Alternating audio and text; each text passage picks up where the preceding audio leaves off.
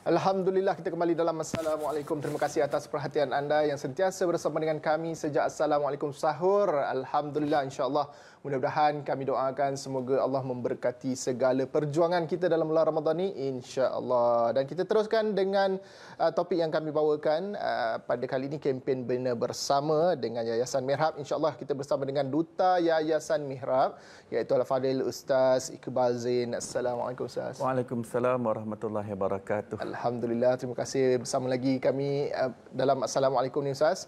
Ustaz, berkaitan dengan topik kita Ustaz, kempen Bina Bersama. Mungkin sebelum kita pergi dengan lebih jauh berkenaan dengan kempen yang dijalankan oleh Yayasan Mihrab sendiri, kita nak kongsikan berkaitan dengan bulan Ramadan Ustaz. Kita masih lagi diberi kesempatan dalam bulan Ramadan. Alhamdulillah, satu nikmat yang sangat besar. Dan di hujung-hujung ni, 10 hari terakhir, 10 malam terakhir dalam bulan Ramadan ni, kita nak melipat gandakan lagi kita punya amalan, ibadah kita Ustaz. Apa yang Ustaz kita boleh kongsikan bersama dengan penonton kita supaya mereka semua dapat berlumba-lumba, orang kata merebut ganjaran dalam 10 malam terakhir ni Ustaz. Baik, terima kasih banyak Ola. Sidang penonton yang dirahmati dan dikasihi Allah Ta'ala sekalian, Assalamualaikum warahmatullahi ta'ala wabarakatuh.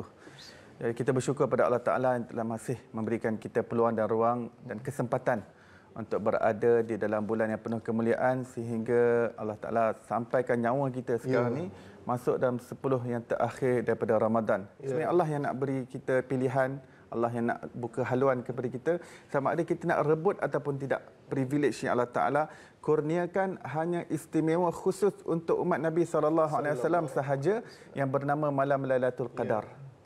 Dan Nabi SAW bersabda, "Man qama Ramadana imanan wa ihtisaban ghufira lahu ma taqaddama min dhanbih." Barang siapa yang menghidupkan malam-malam Ramadannya dengan penuh keimanan, iaitu dengan keikhlasan, dengan kejujuran hati yang penuh percintaan, keasyikan dan kerinduan kepada Allah, wahtisaban, dan hati yang rasa tamak dengan apa yang berada di sisi Allah SWT, rasa harap dan rasa sangka baik kepada Allah SWT, maka dia beribadah dan taqarrub dengan suasana hati yang sedemikian itu, nescaya Allah SWT akan ampunkan seluruh dosa-dosanya yang terdahulu. Jadi ini adalah bonus yang Allah Ta'ala berikan pada umat Nabi SAW. Allah rahsiakan bila berlakunya malam Lailatul Qadar. Saya ingin ambil kesempatan sedikit di sini Ola, ya, berkenaan dengan kefahaman tentang malam Lailatul Qadar ini. Ada orang menyangka bahawa malam Lailatul Qadar itu wajib hanya berada pada 10 terakhir Ramadan sahaja. Ya, sebenarnya perbincangan ulama berkenaan malam Lailatul Qadar, sebenarnya Allah Ta'ala berhak untuk letak malam Lailatul Qadar pada sepanjang tahun. Betul. Tak seperti dalam bulan Ramadan sekalipun. Allah berhak untuk letak dalam bulan Syawal, Allah berhak untuk letak dalam bulan Rajab.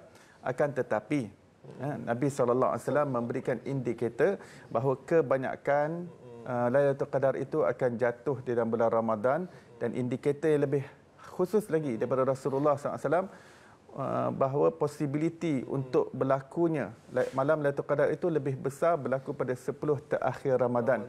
Pada Rasulullah bagi lagi detail lagi possibility yang lebih besar untuk jatuh pada malam yang ganjil. Tetapi adakah perkara itu untuk nak khususkan ibadah pada waktu itu saja? Tidak. Jadi memang sepanjang tahun orang-orang yang hatinya bersih, yang jujur berhubungan dengan Allah, mereka cari Lailatul Qadar sepanjang tahun. Mereka tak tunggu malam-malam Ramadan baru mereka beribadah, 10 malam terakhir baru beribadah. Akan tetapi kenapa kita beria-ia pada 10 terakhir Ramadan? Kerana Rasulullah SAW sendiri yang menunjukkan, Rasulullah yang ajarkan pedomannya. Bila masuk 10 terakhir Ramadan, Rasulullah terus tinggalkan rumahnya. Baginda SAW hanya beriktikaf di dalam masjid untuk memperbanyakkan ibadah, untuk menggandakan taqarrub, untuk banyakkan qiyam, dan baginda SAW beriktikaf 10, walaupun Rasulullah berjiran dengan masjid, sebelah masjid rumahnya, sebelah rumahnya masjid. 10 hari terakhir Ramadan, Rasulullah sikit pun tak masuk dalam rumahnya. Kalau baginda ada urusan, baginda akan pergi di tepi tingkap sahaja. Maksudnya Rasulullah yang ajar kita untuk berlumba-lumba pada 10 yang terakhir Ramadan ini untuk menghidupkan taqarrub dan juga kebajikan. Dan antara salah satu perkara yang dapat kita perhatikan sepanjang bulan Ramadan, lebih-lebih lagi kita berada pada 10 terakhir Ramadan ini, adalah infak dan sedekah. Dalam hadis mengatakan Rasulullah itu orang yang pemurah dan dermawan, tapi bila tiba bulan Ramadan, Rasulullah lebih menjadi dermawan lagi. Rasulullah lebih menjadi pemurah lagi dalam berinfak dan juga bersedekah. Dan ini yang kita ingin rebut. Di sinilah saya ingin mengajak kepada sidang penonton yang dirahmati Allah SWT kesempatan untuk kita berinfak bersama dengan kami Yayasan Mihrab dalam kempen Bina Bersama yang kami memberikan perhatian yang khusus kepada masjid-masjid, surau-surau dan juga institusi-institusi pengajian agama seperti Ma'had Tahfiz, Madrasah Tahfiz, dan kami menyantuni asnaf fakir miskin. Jadi saluran yang anda berikan itu bukan hanya beri kepada satu masjid ataupun satu surau, tetapi banyak lagi masjid, surau dan aspek-aspek yang lain yang diperhatikan di bawah radar bantuan di bawah Yayasan Mihrab ini. Dan salah satu yang kami sedang fokus pada ketika ini adalah sebuah masjid yang umurnya lebih daripada 100 tahun, iaitu Masjid Wan Cik Arifin yang terletak di Georgetown, Pulau Pinang.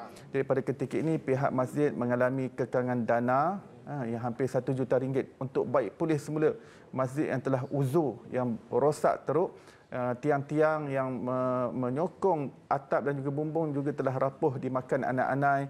Begitu juga dengan sistem pendawai dalam dinding telah dimamah anak-anak, dan pada ketika ini ianya membahayakan keselamatan jemaah yang hadir. Bayangkan rumah kita baru 10 tahun, macam-macam maintenance yang kita nak kena rawat. Ini bayangkan suatu binaan yang dah menjangkau lebih daripada 100 tahun. Jadi yang membina masjid ini seorang businessman, Wan Cik Arifin namanya, yang hidup lebih daripada 100 tahun yang lampau. Dan hari ini beliau dah tinggalkan dunia ini dan beliau telah tinggalkan legasi manfaat yang hari ini kita dapat gunakan generasi yang kemudian. Dan sekarang ini adalah giliran kita pula untuk tinggalkan jejak langkah kita agar manfaat yang kita tinggalkan ini terus menjadi amal jariah sehingga generasi yang akan datang dapat memanfaatkan apa yang kita infakkan, apa yang kita sedekahkan. Menerusi Yayasan Mihrab, kami komited untuk membantu pihak ahli jawatankuasa masjid dalam mengumpulkan dana bagi membaik pulih masjid yang menjadi bukti pengorbanan penyebaran Islam di tanah air kita. Bayangkan betapa ramai pendakwah, ilmuwan, businessman ini Wan Cik Arifin. Setelah beliau bina masjid, beliau hidupkan majlis ilmu sehingga beliau menjadi alim, menjadi seorang alim. Bina masjid dan jemput alim ulama. Bayangkan bagaimana manfaat yang tersebar daripada alim ulama ini. Maka tuan-tuan dan puan-puan dimuliakan Allah Subhanahu Wa Taala, di sini ada peluang yang baik untuk kita mendapat amal jariah. Bayangkan berapa ramai orang yang sujud di dalam masjid ini. Betul. Yang berterusan. Ini adalah tanah wakaf. Berapa ramai orang yang sembahyang berjemaah, berapa ramai orang yang hadir majlis ilmu. Semua daripada keberkatan dan cahaya kerahmatan yang mereka dapat juga terkena tempias kepada kita, walaupun kita telah tutup mata buat selama-lamanya daripada alam dunia ini. Jadi kepada anda yang ingin menyumbang, anda boleh lihat di kaca TV anda ada maklumat tentang akaun bank yang tertera di situ. Anda boleh ambil gambar ataupun screenshot, ataupun anda boleh scan QR yang tertera di situ. Anda boleh tetapkan secara konsisten setiap bulanan serendah RM30. Mudah-mudahan setiap ringgit yang kita infakkan di jalan Allah, Allah Ta'ala tambahkan dengan penambahan yang terbaik di sisi Allah Subhanahu Wa Taala. Insya-Allah. Amin. Amin ya rabbal alamin. Amin amin ya rabbal alamin. Kita doakan semoga segalanya berjalan dengan lancar, dimudahkan Allah Subhanahu Wa Taala. Mari kita sama-sama, orang kata tangkaplah ya, screenshot sekarang, ambil gambar, boleh sebar-sebarkan supaya kita ramai lagi dapat membantu dan dapat manfaat kita bersama, insya-Allah. Kita ucapkan jutaan terima kasih kepada Ustaz Iqbal Zain, Duta Yayasan Mihrab, bersama dengan kita, insya-Allah, di atas ruang dan juga peluang telah diberikan. Mudah-mudahan Allah juga memberkati urusan Ustaz. Amin. Mudahkan juga urusan Ustaz, insya-Allah. Terima kasih sekali lagi dan kita nak berhenti berehat sekali lagi, insya-Allah. Jumpa selepas ini dalam Assalamualaikum.